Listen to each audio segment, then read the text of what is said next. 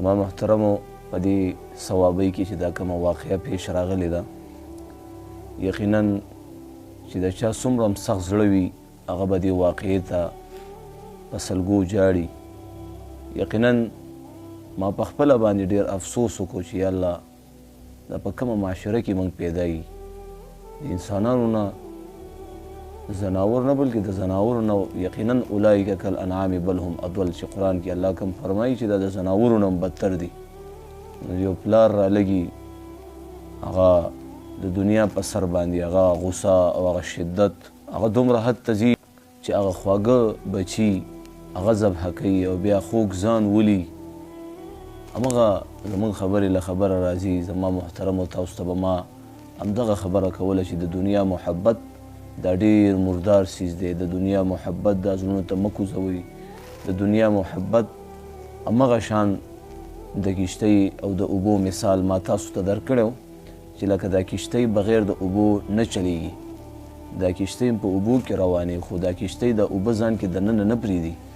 همدغه شان موږ او تاسو به دنیا ګټو، پیسې به ګټو، ښه کورونه، ښه جامې، ښه ګاډي، ښه بینک بیلنس، خوراک، دا هر څه به موږ او تاسو کوو. د دې نه موږ او تاسو منع شوي نه یو، ولیکن د دنیا د محبت نه الله پاک موږ او تاسو منع کړي یو چې د دنیا محبت ګورئ ستاسو زړه ته کوز نه شي. د دنیا په محبت کې یو پلار دومره ننوځي چې بیا دنیا نه میلاویږي نو ځان هم ختموي او بچي هم ختموي.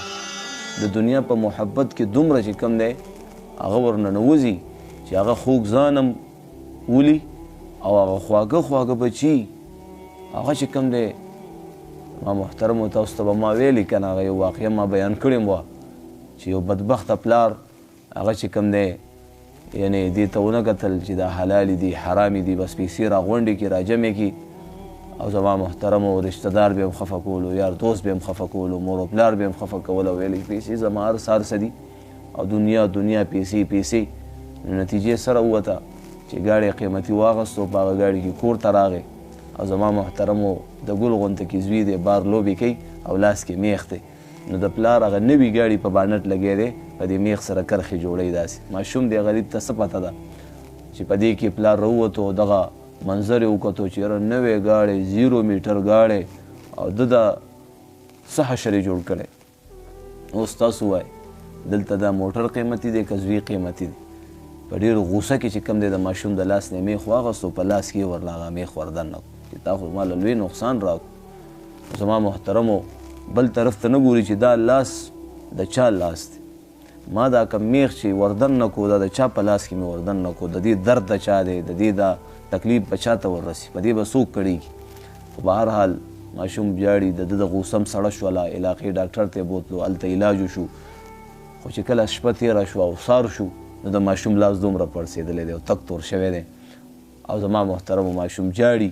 چې کله یې اسپتال ته بوتلو، اسپتال کې ډاکټرانو د دې ماشوم لاس وکتو دې ته کینسر لګېدلی دا به کټ کوو او که کټ هم نه کړو د دې ماشوم ټول بدن ته خطره ده. نو ماشوم چغې کوي بابا جانه ما نه لاس مه کټ کوو زه به بیا ستا ګاډي له ګوتې نه وړم. دغه منظر مور ګوري پلار ګوري دواړو دماغو ودنګل منټلان شو. د دنیا محبت محترمو الله طرف ته راشئ. تاسو ته به زه هم دغه علما تاسو ته چغې وایي موږ هم دغه تاسو ته لګېږي چې ای د الله بندګانو په دنیا باندې چا سره جنګ جګړې مه کوئ. دنیا د جنګ جګړو شیز نه دی. تا نم پاتې ما نم پاتې وایي قارون لاړو دفن شو چې په دې دنیا مینو سیوا د یو کفن نه مسلمانه وړي چا ده. نن د دې دنیا د لاسه د دې دنیا دپاره چې کوم دی تا خوږ ځان ختم کو، تا خواږه بچي. او محترمو درخواست کوم چې نور موږ او تاسو چې د غفلت د خوب نه رابیدار شو په پیسو باندې په دنیا باندې چا سره مرور سره پلار سره مور سره بچو سره ښځې سره بحث مباحثې دا د دنیا پیسې بینک بیلنس کورونه بنګلې ځمکې دا د جنګ او د جګړو شیزونه نه دي. په الله قسم بربادول آبادول کامیابي ناکامي عزت ذلت دا د الله په لاس کې.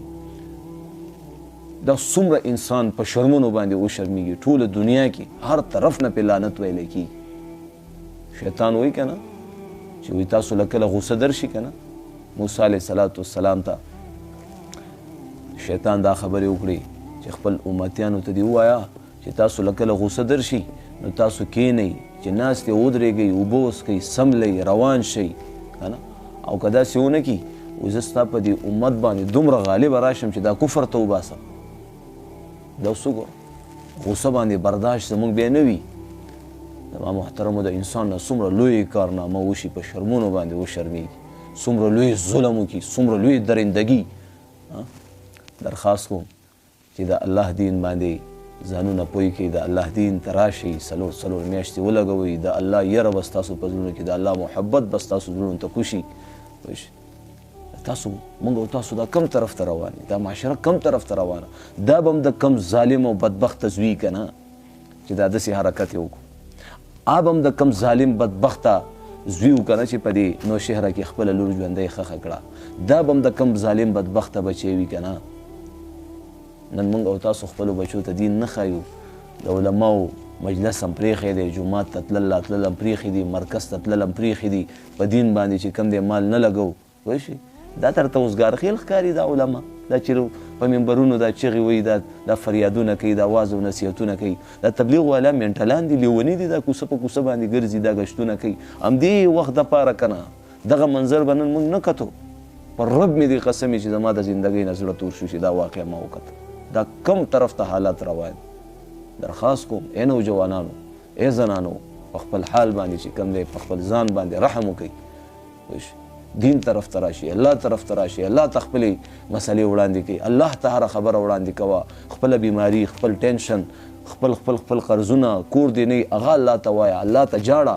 د ماشوم ته وګوره چې کله بیمار شي مور له راشي، چې کله وږی شي مور له راشي، چې کله بار کوڅه کې څوک ووایي مور له رامنډه کړي.